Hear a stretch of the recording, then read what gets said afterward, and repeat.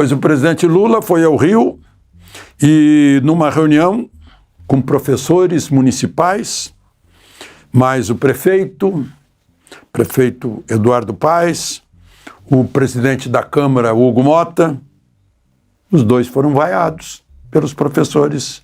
Trump sempre deixou muito claro que a ideia de Lula nos BRICS, de ter uma moeda dos BRICS, não pega bem nos Estados Unidos, em vez de usar a moeda que está com lastro lá em Fort Knox, né? Por sinal, Trump não deve estar gostando. Eu vi a notícia de que a Índia está comprando da Rússia, deve estar comprando diesel como nós compramos, e pagando em yuan chinês. Ou seja, a Índia deve ter crédito chinês, né, exporta para a China e compra da Rússia. O golpe que desabou. Trump rompe o silêncio e o poder. Treme o poder absoluto, sempre acredita ser eterno. Acredita que controla as leis, a imprensa, a verdade e até o tempo. Mas o tempo tem um talento natural para desmontar farsas. E é exatamente isso que está acontecendo agora. O projeto político que parecia invencível, sustentado por narrativas bem ensaiadas e pela proteção das instituições, acaba de bater de frente com a realidade internacional. O que era silêncio virou reação. O que era impunidade virou cobrança. E o que era arrogância virou desespero. Donald Trump, um nome que simboliza coragem, enfrentamento e resistência ao globalismo, decidiu falar. E quando Trump fala, o mundo escuta. De maneira direta, sem máscaras e sem diplomacia, ele enviou um recado ao planeta. A liberdade não será negociada. Em Washington, as movimentações foram rápidas. Fontes diplomáticas revelam um novo posicionamento dos Estados Unidos diante dos abusos políticos cometidos na América Latina. Chega de complacência. Chega de governos que, em nome da democracia, usam o Estado para silenciar opositores e destruir reputações. Trump foi claro. Quem age contra a liberdade enfrentará as consequências. As palavras caíram como uma bomba nos bastidores de Brasília. O governo, acostumado a narrativas convenientes e aplausos de aliados ideológicos, agora se vê acuado, sem discurso e sem saída. O golpe que parecia consolidado começa a desabar. Os fios que sustentavam o teatro político se rompem diante da força da verdade. E pela primeira vez, o poder sente medo. Eu fico meio chocado com isso, porque eu nunca vi professor meu no grupo escolar, depois no ginásio, depois na faculdade, fazer politicagem. Mas, enfim, como cidadãos têm direito de se manifestar. Talvez não fosse a oportunidade, porque era uma homenagem aos professores. O presidente Lula aproveitou, né, que o presidente da Câmara recebeu uma vaia para dizer que nunca o Congresso Nacional, o Legislativo, esteve em tão baixo nível, principalmente por causa da extrema-direita eleita na última eleição. Ou seja, Lula não está gostando da oposição dos jovens deputados e senadores que os eleitores brasileiros lá puseram. Depois ele teve uma sessão de se vangloriar. Ele já tinha se vangloriado do encontro com o Papa, né? Parecia assim que ele e o Papa eram íntimos e tal. É mais ou menos como aquela pessoa que fica empolgada, teve lá com o Papa Leão, ficou contando coisas. E agora contou coisas sobre o Trump. Disse que a gente estava de mal, mas agora não foi só uma química, foi uma indústria petroquímica que brotou e tal, que maravilha. E confirmou que amanhã Marco Rubio e Mauro Vieira conversam sobre as sanções, as alíquotas, né? Por coincidência, hoje, o Paulo Figueiredo e o deputado Eduardo Bolsonaro estiveram no Departamento de Estado. Como se sabe, o Marco Rubio é o secretário de Estado. E o secretário do Comércio, o Greer, Jameson Greer, deixou bem claro algo que eu tenho dito aqui, que o Trump disse. Qual é a razão? Tem uma alíquota de 10%, essa é comercial. A alíquota de 40% aditiva é uma punição por desrespeitos no Brasil do Estado de Direito, dos direitos humanos e exercício de censura. Quero ver como é que o chanceler Mauro Vieira vai resolver essa. Outra coisa, não? O Brasil atravessa uma das maiores crises morais e econômicas da sua história. A inflação corrói salários, o desemprego cresce e o país mergulha numa instabilidade institucional que parece não ter fim.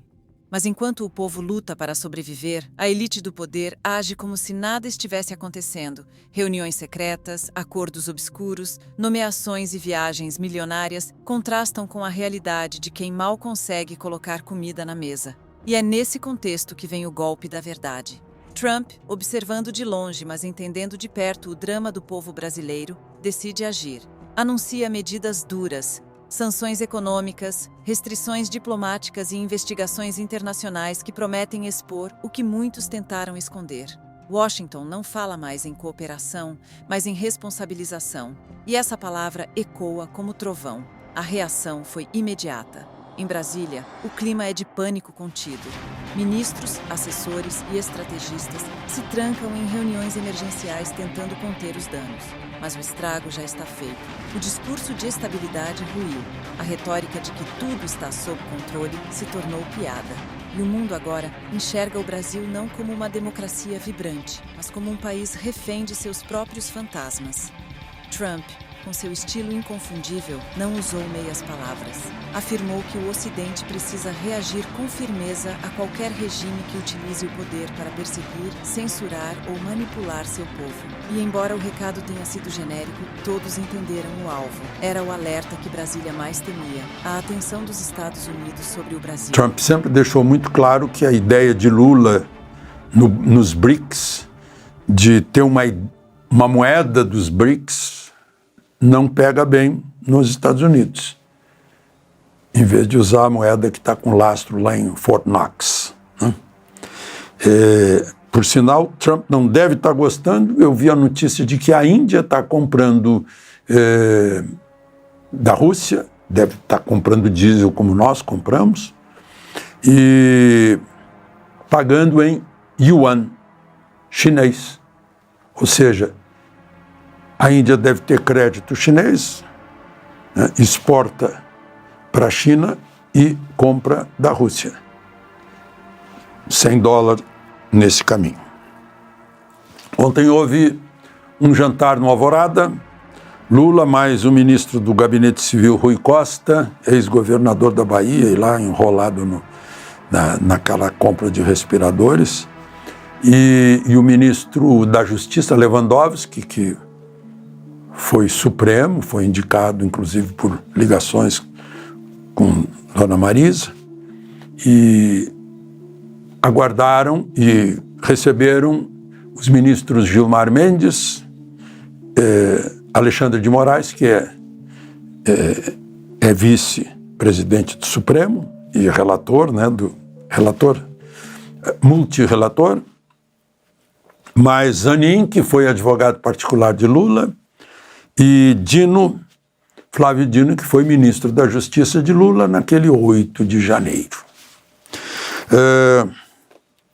Ninguém sabe o que foi conversado, mas o que saiu de lá foi que os ministros sugeriram que o preenchimento da vaga de Barroso não seja feito com algum nome fraco, porque isso enfraqueceria o Supremo.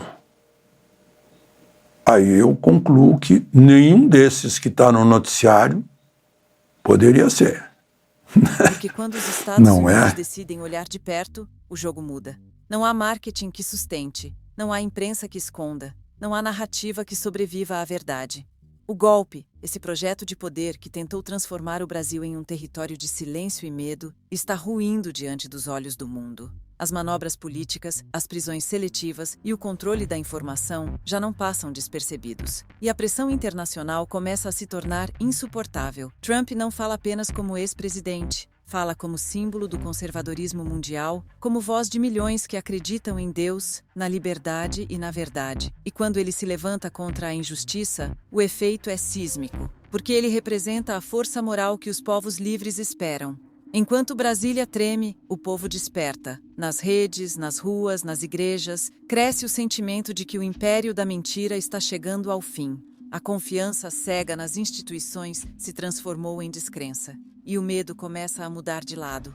Os poderosos que por tanto tempo zombaram da fé e da paciência do povo, agora descobrem o que é ser observados, não apenas por milhões de brasileiros, mas pelo mundo inteiro. O que antes era uma questão... Fico imaginando, alguém assim da estirpe de Rui Barbosa, Ives Gandra Martins Filho, só que Ives Gandra já está com 90, não pode, o máximo é 70 anos para entrar. Jaci Falcão, Moreira Alves, Oscar Dias Correia. Será que não tem ninguém desse nível nos tribunais superiores? Bom, de qualquer maneira, está nas mãos do Senado, aceitar ou não.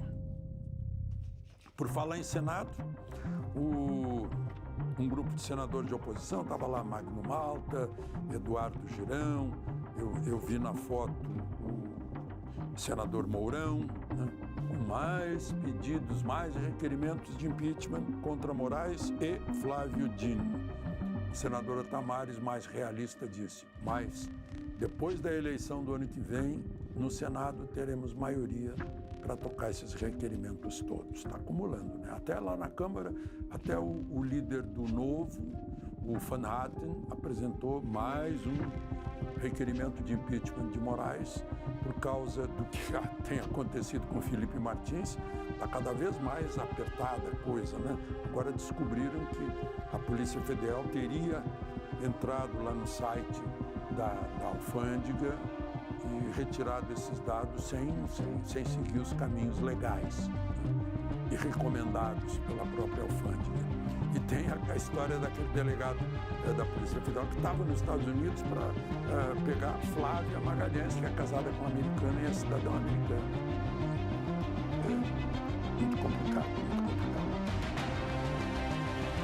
Então é isso, minha gente. De Brasília, Alexandre Garcia. O que antes era uma questão nacional virou um tema global e, em meio ao colapso moral, uma nova esperança surge. Trump sabe que a América Latina é o campo de batalha ideológica do século XXI.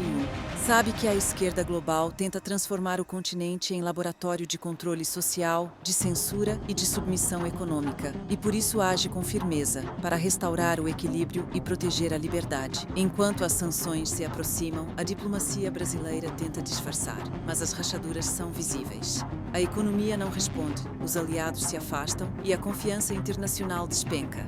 O país começa a perceber que a retórica não paga a